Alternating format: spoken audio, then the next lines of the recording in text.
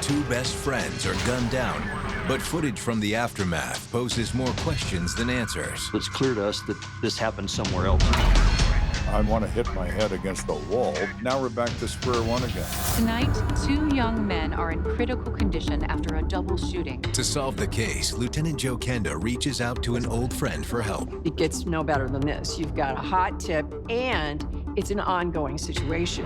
As investigators inch closer to the truth, a sinister plot emerges. He believes it was the same vehicle he saw on television. Now I think we're going to get somewhere.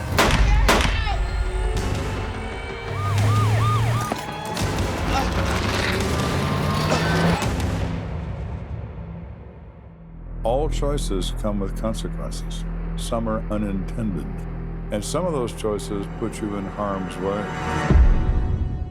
There's one thing that never changes: murder. A life has been taken. Their stories are now my stories. I never know where a case is going to lead, but I'll never stop until it's solved. Somebody has to look out for the victim. If you kill, I will find you.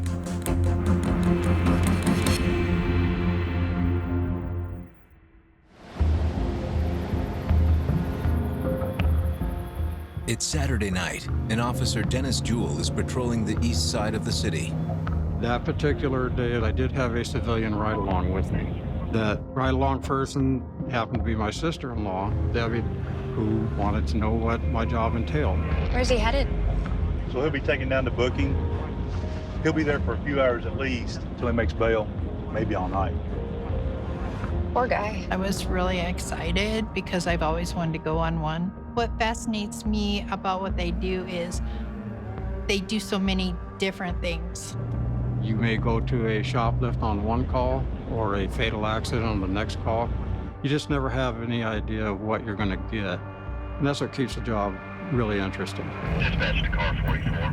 We have a report of an intoxicated individual requiring medical assistance. That night we were out driving down the road and he got a call. Car 44, 10-4. Drunk person? Yeah, this could get interesting. Car 44, be advised, this is now a shooting. They are reporting shots fired. And while en route, I was notified via dispatch that it looked like this was coming in as a shooting. Did they just say a shooting? Yeah, hold on.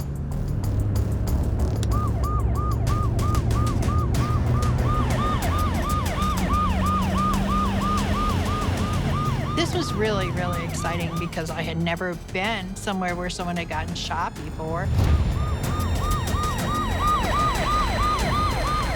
Listen to me, Debbie. No matter what happens, I need you to stay in the car. And I just said, I will definitely stay in the car. I do not want to die tonight.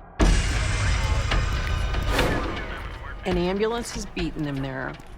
And so they see one victim on the ground being treated, and then they realize that there is another person inside with paramedics attending to him also.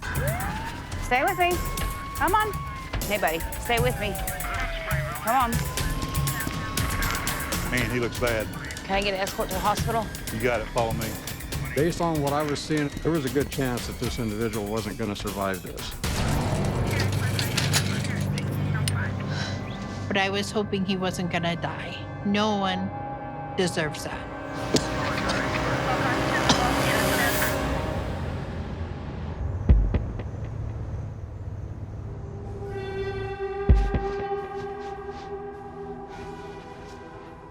Oh, hey, Joe. Will you come in here and fasten me up? Sure. The kind of occupations that my wife and I had, she's a nurse, I'm a policeman, resulted in little or no social engagements. And at this particular moment, Kathy's pleased at the idea of going out. You look great. Thank you. You don't look so bad yourself. We really need to get going. Mike and Sandy are already there. You know where the keys are? Yeah, they're over there on the... And of course, the phone rings. And we are going out, but not together because I'm going to work. It's Kenda. All right, I'll be right there. Bye. Sorry, Kath. Rain check? Well, you can keep a rain check, but I'm not missing out on my night. No. Give Mike and Sandy my best. I will. And hey, be careful.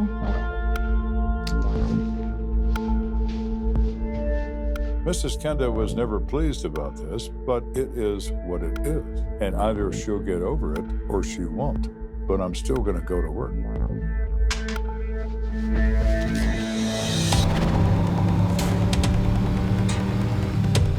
This crime scene is a convenience store parking lot attached to a gas station on Galley Road. That convenience store was an absolutely notorious area of town. It's such high traffic for problems.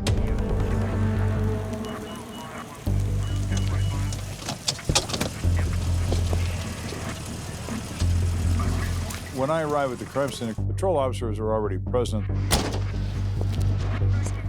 Evening, Lieutenant. So what do we got? 2 male victims, multiple gunshot wounds. 24-year-old Lance Strickland and 20-year-old Walter Wright. Strickland was transported to St. Francis and Wright to Memorial Hospital. It is a common practice in medical transport to not bring multiple trauma patients into a hospital. They generally only have one trauma room and one trauma team available. Are any witnesses? Store clerk, one of the victims was found inside, being held for question. Okay, the store sounds like a good place to start. Detective Ritz is inside. Thanks. Our purpose at this point is to determine what we can from the physical evidence. In the store, where one of the victims collapsed at the front counter when asking for help from the clerk. Hey, Brian. Hey, Lieutenant. Appreciate you getting here so quick.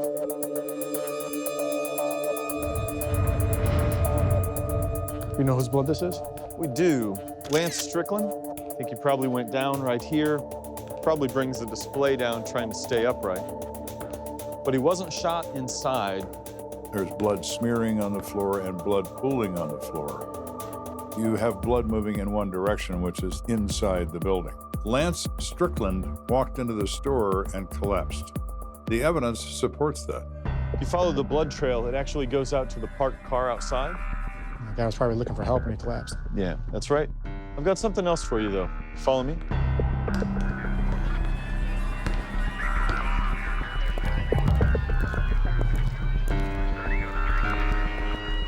Now, the vehicle's the entire crime scene that we have. Initially, what we see is the vehicles pulled into the parking lot, kind of parked haphazardly.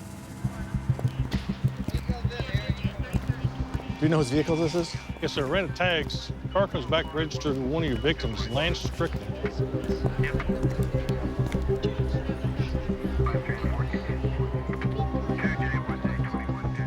Look at the glass on the seat. And there's blood on the steering wheel. Yeah, there's blood back here, too. So both victims were shot in the vehicle. The driver's door window has been shattered by gunfire, thought to be .380 caliber. It's possible from looking at this that the shooter was outside the car and shooting into the car. The patrol officers report they find 2 wallets, each containing valid driver's licenses and the names of the victims, but no money. Did you find any shell casings? No, sir, I didn't. The other officers found these 2 wallets on the floorboard. Oh, yeah? While there was identification in the wallets, there was no money or any other items. This could have been very simple, a robbery that went wrong, where maybe our victims fought back and got shot, or it could be somebody was actually trying to eliminate these 2 individuals. From the position of the wallets on the floor and the position of the blood, if Lance is the driver and Walter is the rear seat passenger. So if there's 2 individuals in this car, why is one of them in the back seat? There's probably a 3rd person we are currently missing. Let's see if the clerk can clear this up for us. George Martin, he's right over there. Thanks. George? Yes. I'm Lieutenant Kenda, this is Detective Ritz. I know it's been a difficult night for you, so we'll try to make this quick. Yeah, okay. I mean, I've seen a lot of sketchy stuff, but I ain't never seen anything like that before. What do you mean? He reports he was working there alone. He had some inventory issues and he was in the back. What the hell? When he came back toward his counter position, he sees a young man staggering in the front door. We get a lot of drunks and they cause problems outside. So I just went ahead and called 911.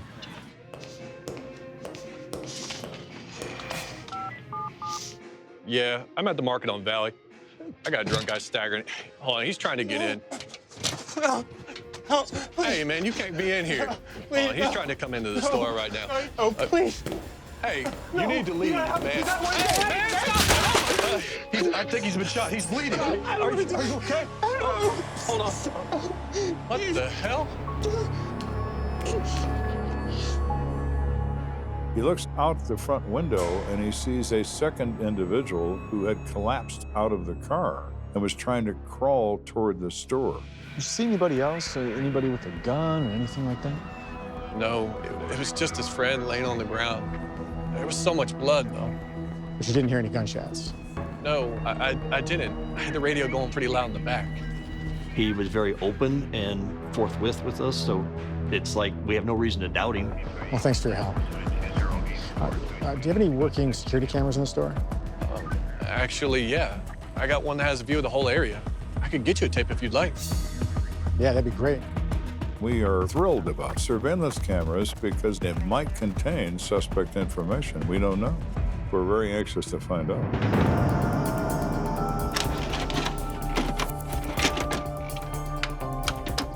So the call came in at 7:15. Let's see what was going on the 15 minutes prior to that.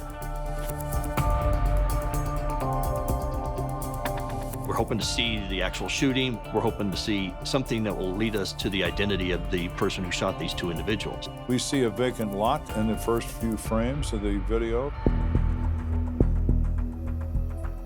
And then we see our victim vehicle come driving in at a high rate of speed, slamming to a stop.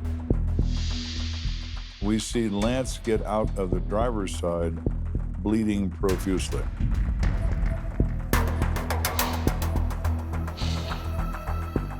Looks like we have another crime scene to find. Looks like. Viewing that tape establishes that this crime did not occur in this parking lot. It happened somewhere else. I want to hit my head against the wall because what we thought might be really useful turns out to be useless. Now we're back to square one again.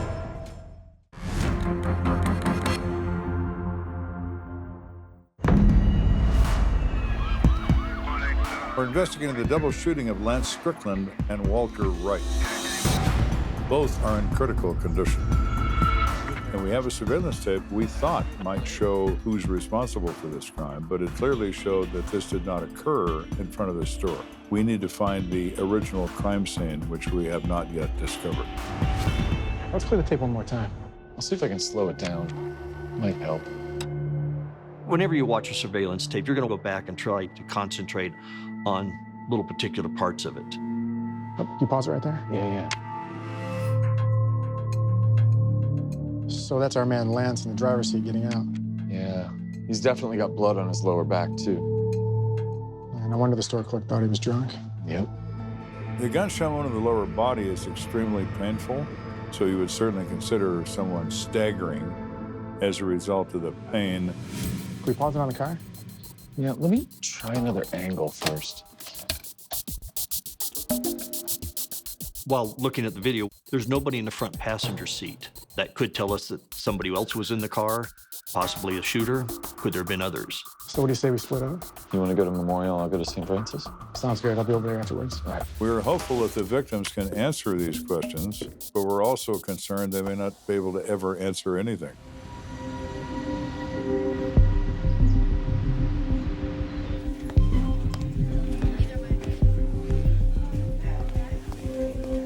Hey, how you doing? Good. I'm looking for a gunshot wound victim. Came in last night, Lance Strickland. Yeah, I helped admit him last night. The doctor said he's got pretty extensive internal damages. He's in surgery now. They said that Lance has a gunshot wound to the lower left back. It penetrated and severed part of his colon and opened his lower intestine. Did you see anything before he went to surgery? He was in and out of consciousness. He couldn't even remember where he was. He did repeat a few times that he was in the car when he got shot. Did you say who did it? Said a young kid, black male. That's really all we were able to get out of him. He's in some level of shock from the injury. So he went from coherent speech to incoherent speech. Has any family showed up? No, he wanted us to get a hold of his friend Randy Robbins, but we don't have his information. All right, we'll check on that, and we'll come check on Lance later. Okay. Thanks for your help. Yeah. Kenda heads to St. Francis in hopes that Walter Wright is in better shape to talk. Hey, Brian, any luck? Well, Walter was in surgery when I got here, but his doctors seem pretty hopeful. He has 2 separate gunshot wounds, one in the shoulder and one under the right armpit. Both bullets actually missed any vital organs. Well, that's good news. Yeah. The responding officer was waiting to talk to us, but right before you arrived, Walter's girlfriend showed up. Oh, yeah?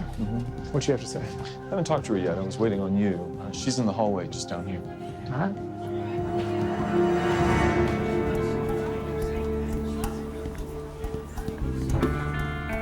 Miss Logan? Officers, please tell me you're here about Walter. The doctors won't let me see him. I said Walter is in surgery, but one of the treating doctors is pretty optimistic that this kid's going to be fine. Thank you. That's such good news. I haven't stopped shaking since I heard. I know it's difficult, but we need your help. What can you tell us about Walter? Well, he looks out for me. He's a hard worker. He's always picking up extra hours. And what does he do? He's a roofer. She says that Walter works for a local roofing company, and that's where he met Lance Strickland. And how do they get along? They're probably best friends. They both work for the same roofing company. They hit it off. They've been friends, for several months. She thought he was a good guy. And it expanded where they're spending a lot of time after hours together. All she knew is that Lance and Walter had planned to hang out all day. When I didn't hear from Walter, I thought something terrible had happened. It's just not like him. Can you think of anyone in their lives that might want to harm them? No, absolutely not. Everyone likes them. They're friends with everybody. Well, thank you for your time. We'll notify you if we need anything. Thank you. What do you think? I think we need to talk to this Walter guy. It's probably going to be a little bit before they let us see him. Let's go see what the responding officer found out. It's this way. While they wait for Walter to get out of surgery, they hope the responding officer, Dennis Jewell, might be able to give them some insight. Officer Jewell, it's good to see you. Thanks for sticking around. Oh, glad to help. So Walter was able to give you a statement? Yes, sir. I had him talking right up until they took him back for surgery. And when I initially got into the emergency room, I'm trying to get in to get information from him because I don't know if this is the last thing this guy's ever going to say. Walter explained that he and Lance had been out driving around that evening, trying to figure out what they were going to do. And they decided to give a friend of a friend a ride. He described him as a young black male, short hair, tall, slender build. He was able to tell me that at some point, the person that was riding with them told him to stop the car. The person that pulled a gun said, "Give me all your money." Shut up, bitch! And at that point, started shooting. And after he shoots them both, he gets out of the car and runs off into the night. So now we have a story. Did he say anything else? I know he's in a lot of pain, but it felt to me like he was holding back. Yeah, his story doesn't gel with the evidence. The physical evidence says the shots were fired from outside the car, not inside the car. So Walter either is mistaken or he's lying about what happened in this event. Did you say what happened by chance? Not entirely, but I might have gotten a partial street name. While I was obtaining information, he was able to give me a partial street sign spelling of VAB. VAB. All right, well, thank you. Yep. I'm not confident that Walter's memory is either reliable or truthful, but a lead is a lead, so we will take what we can get for the moment.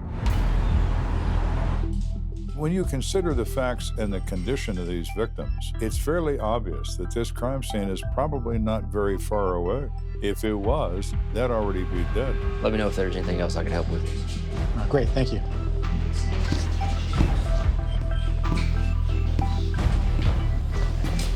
Hey. Hey. All right, so the convenience store is right here. Well, there's no way they could have gotten very far. No. We make the assumption, upon reviewing a city map, that it has to be very close to that convenience store. Here we go. VAB, Babcock Road. That's got to be it. There we go. About 2.5 blocks from the convenience store. Kenda sends a small team of officers to canvass Babcock Road. From what we know, our suspect apparently had to shoot him here and then leave. We want to know if he left anything behind that might identify him. We were looking for physical evidence, automotive glass, maybe blood, maybe expanded casings from a handgun. More importantly, it can possibly produce a witness to the event. Anything? No, nothing yet. The few people we did talk to were too far out of range to have seen anything. Yeah, no surprises there. Thanks. There are very few houses on this street, and there's very little possibility for an eyewitness.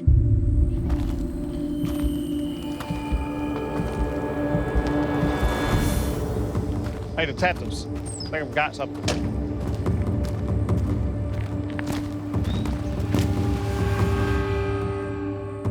Looks like it came from 380. Yeah, I got broken glass over here, too. Yeah, looks like we found our crime scene. Even though we found where the shooting took place, we're not getting anywhere with crime scene evidence, and we're not getting anywhere with witnesses because we can't produce any. I decided to use a tried and true tactic to gain new information. I got an idea. 4-1 to dispatch. Go 4-1. I need to patch me through to KKTV. We need to get Ann Irvin to the market on Galley right away.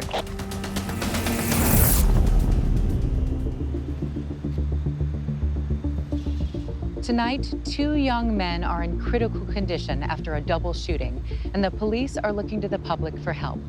I mean, it gets no better than this. You've got a hot tip, it's going on right now, and it comes from the best source you can get, which is the police. And it's an ongoing situation. The victims then drove themselves right here to this store, looking for help. The police have released photos of the victim's vehicle and are looking for anyone with information relating to the shooting to call CSPD immediately. I'm Ann Irvin, KKTV News. Okay, cut. Great, thanks, guys. Thank you. Thanks a lot, Annie. Good luck. Appreciate it. Everybody pays attention to the news, even the bad guys. When that story is put out, the possibility that informants start to come forward exists. The next day, our little news stunt actually paid off. It's Kenda. My name is John Waters. Yes? John Waters says that he thinks the police should talk to his nephew because his nephew was with Lance and Walter on the evening of the shooting. Oh, really? I think he's involved in this. All right, thanks for calling. We'll be there shortly. Does his nephew carry a gun, or is he yet someone else we don't know about?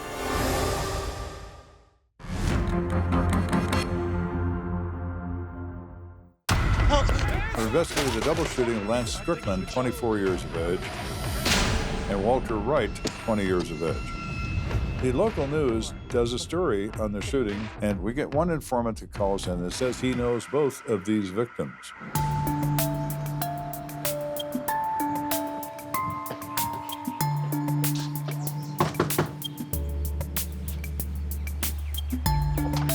Mr. Waters? Come on in. We go see Mr. John Waters, the person who called in, and it turns out that he is a very pleasant man, middle-aged guy. We really appreciate the call.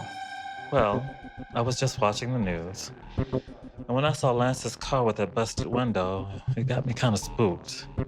Is Lance a friend of yours? Yeah, he and Walter are my roofing buddies. We work together downtown. They were just here the other day. Mr. Waters reports that Lance and Walter stopped by and had a few beers with him and his nephew, who he identifies as Ken Eatman. It was a Saturday night, and they really wanted to go out on the town. Both Lance and Walter had just gotten paid, but they were having trouble deciding what to do.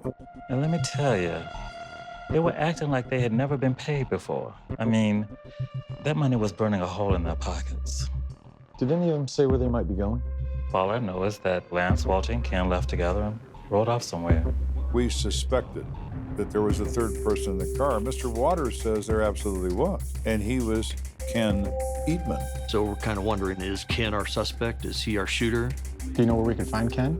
Yeah, he's back there in his room. I told him I was calling you guys. Hey, Ken, get out here for a minute. Perfect. Go wake up your nephew and tell him you want to talk to him.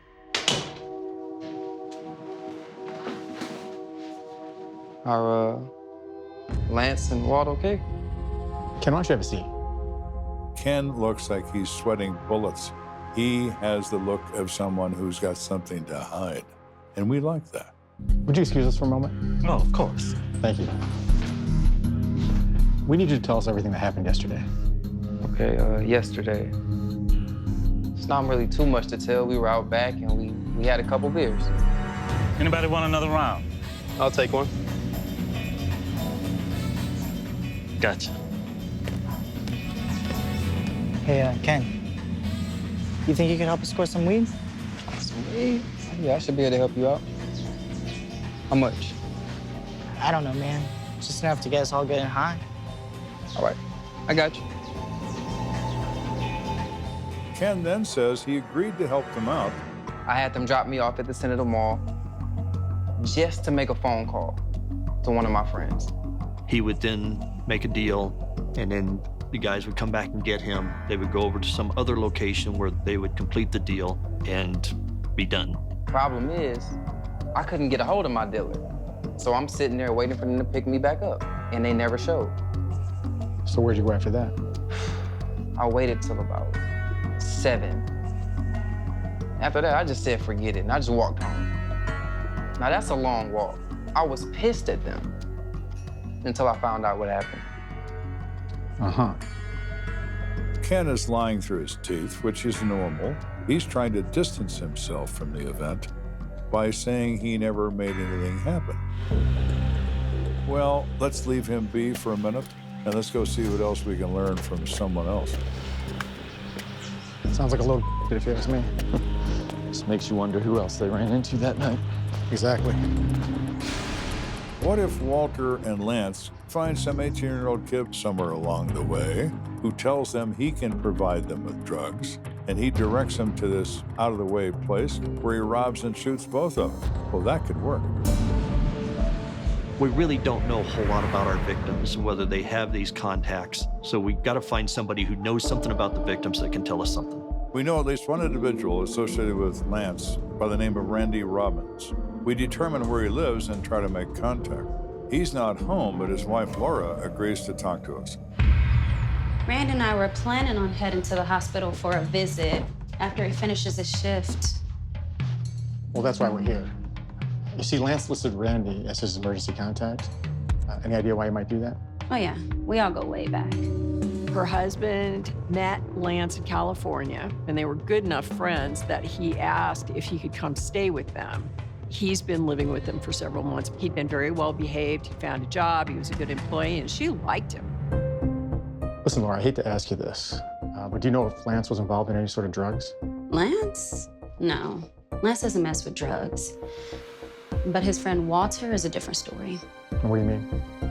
Laura Robbins says that she doesn't particularly like Walter and thinks that he may dabble in drugs, and she didn't like it. And she didn't like it when Lance brought him around where they live. Have you ever seen him using? No, but he knows how I feel about that stuff. I just have a suspicion. Well, that's interesting. So we have one novice in Lance and maybe one that isn't in Walter. What we don't yet know with any certainty, what happened on Babcock and who's responsible for it.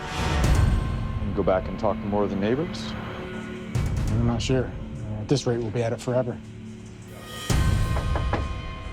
Detectives, sorry to interrupt. We got a guy who just walked in, says he might have seen your suspects right before the shooting. Did you say suspects? He's seen more than one? Yes, sir. Do we have 2 shooters? We have a guy that says he knows. Now I think we're going to get somewhere.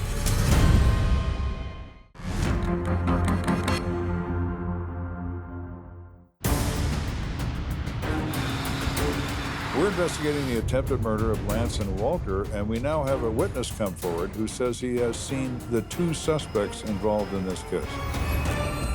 Robert, I hear you may have some information for us. I sure do. Nothing gets past me.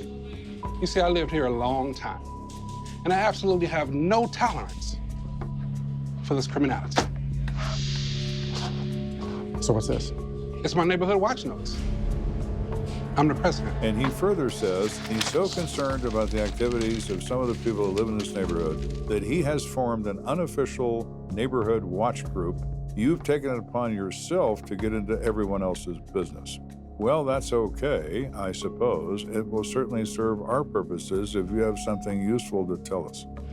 Nosy neighbors are a mixed blessing. They can be a pain in the neck because they're nosy, but they can be really helpful to investigators because of that. There actually is an official Neighborhood Watch program.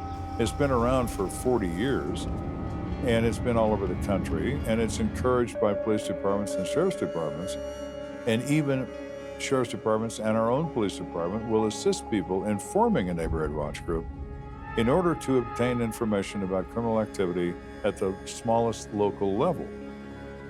We appoint Neighborhood Watch captains and all that sort of thing, and they have meetings, and officers respond to the monthly meetings in Neighborhood Watch to tell them about criminal activity in their neighborhood, what has actually been happening, and request information about certain things. It's a very useful program. But this individual is not really part of that system. He's decided to design and operate his own in this neighborhood. Tell you what, why don't you start by taking us through your notes from the other night? Of course. It was 7 p.m. on the nose. See, I have it written down right here, so I know. Right? And I heard someone outside my driveway. So he took a flashlight out to check and make sure his truck was okay. And when he went to look outside, he observed a black male going over towards a vehicle that was parked across the street, and that this black male got in the vehicle. And what do he look like? Big guy. My complexion. Haircut similar to mine, about 180. Are you sure? I'm positive. I got it written down here in my notes. So I'm assuming you saw the car that he got into? Well, you see, that's why I was called. You see, I seen the same car on the news story, you know, the one about the shooting later on that night. Which would be the car driven by the victim, Lance. Now, I'm sitting outside of my driveway. All of a sudden, I saw something that really just didn't sit right with me. Can I see your notes on that? Oh, of course. Look right down there on that line right there. He sees the vehicle start to leave, and then he sees something that bothers him. He sees another vehicle come out of the side road and start to follow the first vehicle. It was kind of an older aged Cadillac, and saw the driver as being a very stocky black male with a baseball cap. He sees the car drive away, containing the guy that ran down his driveway. And then he sees another car pull out and follow that first car. And he found that to be rather disturbing. The stocky black male with a baseball hat is a new player. Hadn't heard anything about him. Both cars drove away at 7:05. And the news said the call came around 7:15. Now, come on. Wow, you really were paying attention. The president. It's a common procedure when you do a drug rip. You got one guy with your victims, and the Cadillac is his getaway car. He is part of this crime. So what Robert says makes perfect sense to me. So he put out that information, an all-points bulletin to law enforcement for an older model Cadillac, stocky black male with a baseball hat, accompanied by a black male with a baseball hat, as potential suspects in this offense. And now it's time to talk to those victims and get to the bottom of this. Remarkably, both Lance Strickland and Walter Wright are expected to make full recoveries. Hey, Walter. Glad to see you're doing well. Hey, how's Lance doing? Is he gonna be okay? Yeah, he's gonna make it. Man, that's great. It's an unusual thing to have good news to tell somebody, and Walter seemed very relieved by that. Walter explains that he and Lance go to John's place because Lance really looks up to John as a mentor. When we got there, his nephew Ken was there, and I'd only met him a handful of times, but I knew he liked to party. And it gives Walter an idea. He and Lance like to occasionally smoke marijuana. They asked Ken if he had a hookup, and Ken agreed to help him. So you sure you know someone? Oh, yeah, it's all good. We gotta go to him, though. Hey, Pops, we about to head out. All right, you guys have a good time. Thanks for the beer. My pleasure. Be careful. So they decide to all jump in Lance's car, and Ken directs them to drive to Sunny Circle, which is the street where witness Robert resides. Ken had him pull off to the side of the road, told Walter and Lance to sit tight, that he was going to go inside and contact his friend and just wait in the vehicle. According to Walter, they drove over to Sunny Circle, but Ken insisted he go in to see his dealer alone. He was so adamant about us not knowing where his friend lived, so we just kind of sat there. 20 minutes turned into 30 minutes, 30 minutes turned into 40 minutes, and Ken didn't come back. What's taking him so long? Maybe we should get going. No, let's give him a few more minutes. It takes less than 5 minutes when it comes to arranging the purchase of drugs. For this to be this extended period of time, something's very wrong. I don't know, man. I don't have a good feeling about this. Hey, look, here he is now.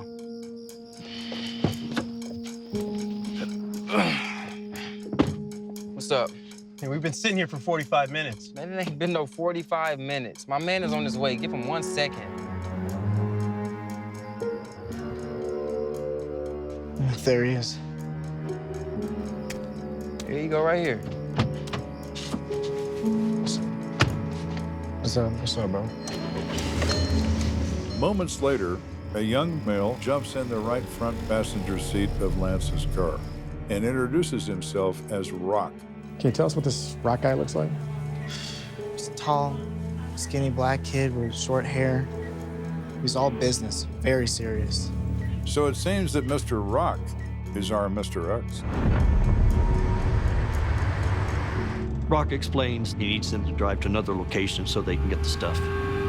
Is that car following us? Oh, no, you good, man. Don't worry about it.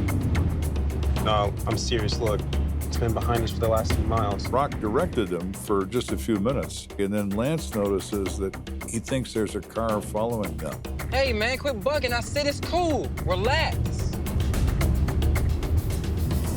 Yo, make that left. Walter says they turned on a Babcock, a very dark, vacant kind of area, and he's getting really nervous. And he asks, "Where are you taking us?" At that point, things just became a blur to him. Rock guy, he took out a gun. I handed him my wallet, and then everything went white. Next thing I knew is I woke up here. Do you have any memory of where Ken went after the gun went off? He set us up to get jacked.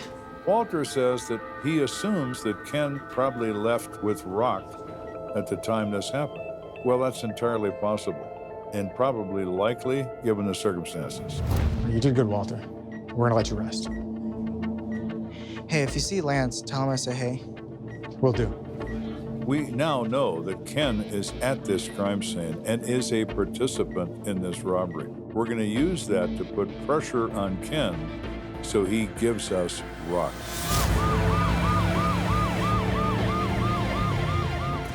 So we go back to John Waters' house looking for Ken.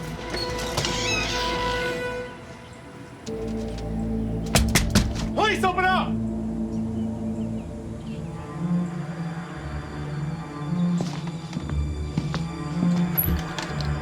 Oh, hey. Hands up, now. Hey, I was just calling you guys. I can't live with this no more. I can't. I'll talk. Well, Ken, we were just about to call you because you're not going to live with us anymore either. You're going to live in the penitentiary where you belong.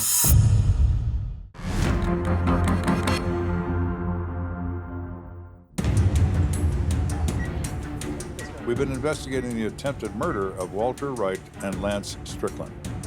We have been spinning our wheels trying to unwind this web of lies about what happened. I'll talk. We placed Ken Eatman under arrest, and he says he's willing to give up the rest of the story. Have a seat. Okay.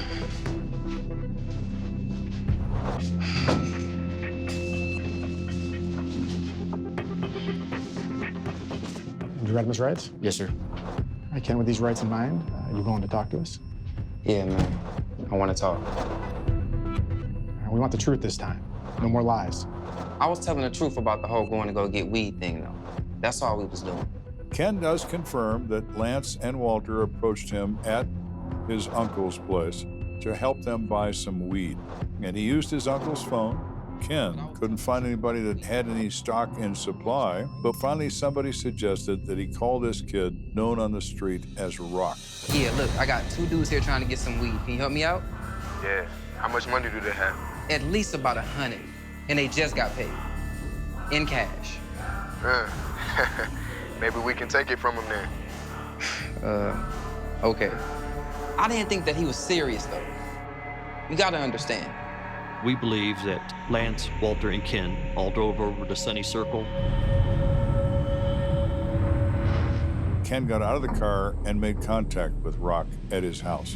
They were there for almost an hour for two reasons.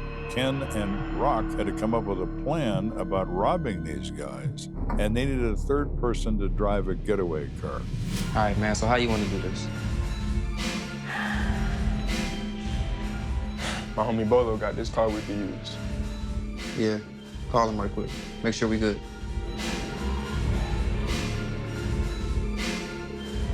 Rock called one of his friends who goes by the street name of Bolo, a muscular guy with an old beat-up Cadillac, and asked him to come help commit a robbery.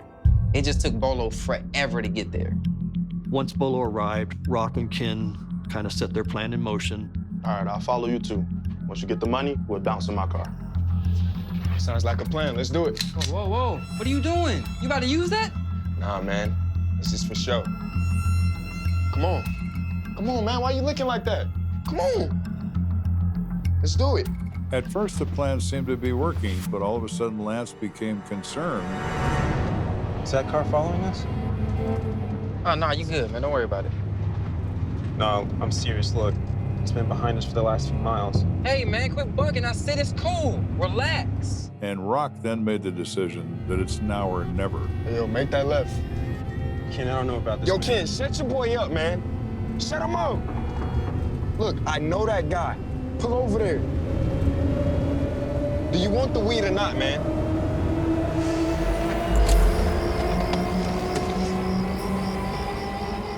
Rock opened the passenger door as if he was going to get out and go speak to his friend, but then pulled a gun and leaned back inside the car. Give me all your money, bitch. Give me your money. Okay, just take it easy, please. Give me your money. You want to die? Don't shoot. Hurry up. Walter and Lance both pulled out their wallets and pleaded with him to just take the money and run. Just give him the money. Just take it. Please don't shoot. Shut up, boy. All right, you got the money, right? Got what you wanted, now Wow, shut up, bitch. Instead of running, Rock decided to start shooting. The first two bullets hit Walter, one in the shoulder and one under his right armpit. Get off me, man. Lance tried to get out of the car, and as he tried to exit the car, was shot in the lower left back. Ken and Rock got into Bolo's car, and all three took off. Yeah, you want to play with me? Go, man, go.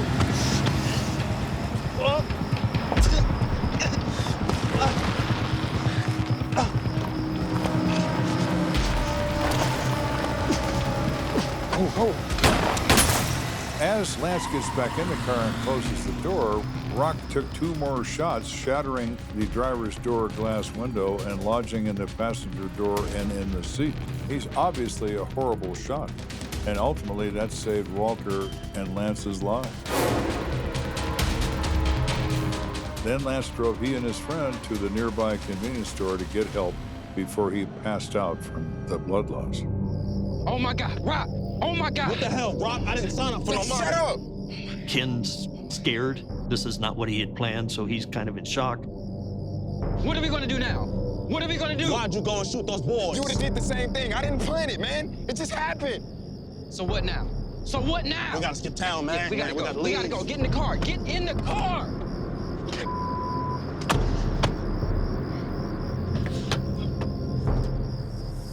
Where'd you guys go? We went down to Pueblo, and then he just vanished out of nowhere. Me and Rock went back to the Springs in the morning. All right, Ken. So where's the gun? I don't know exactly where he tossed it, but I can help you find Rock.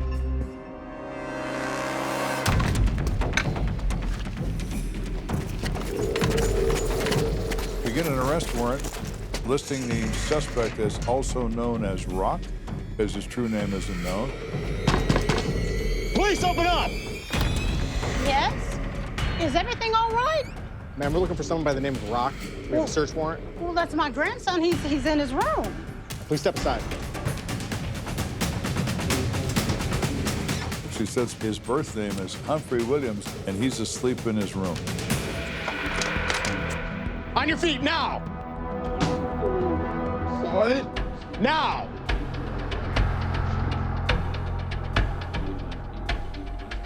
Put your hands up.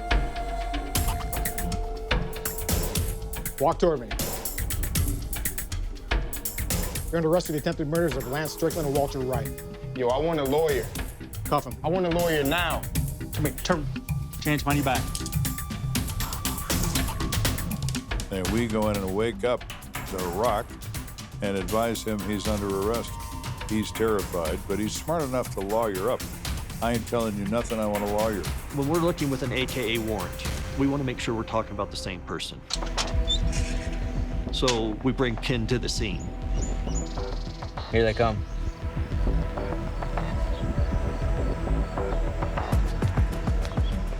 Yeah, that's him. You positive? As we bring Humphrey Williams out of that house in handcuffs. Yeah, absolutely, man. All right, good deal. Ken positively identifies the individual we have in hand as Rock, as the person who shot both the victims in this case. With Humphrey Williams now in custody, the search is out for Polo. Man, I got nothing on me. Police eventually spot him in his Cadillac and pull him over, and he is arrested. We learn his real name is Ronald Williams. So we wanted to speak to Lance to get a statement from him. We have one from Walter, we have one from Ken. So how you feeling? I'm getting through it. You know, I'm looking forward to walking again and getting out of here. Yeah, I bet. Can you give us your version of what happened that night? Sure. Lance confirmed what Walter said about the shooting, without a doubt. We have the people responsible under arrest. Well, we're just glad you made it out alive. It's a pleasant experience to have a case where people survive. I wasn't accustomed to that. Humphrey Williams pleads guilty to first-degree and second-degree assault. He is sentenced to 20 years. Ken Eatman pleads guilty to conspiracy to commit aggravated robbery, and he's sent to the penitentiary for 4 years. Ronald Williams, AKA Bolo, was charged with criminal attempt murder. He received a 5-year probation sentence. The gun used in the shooting was never recovered.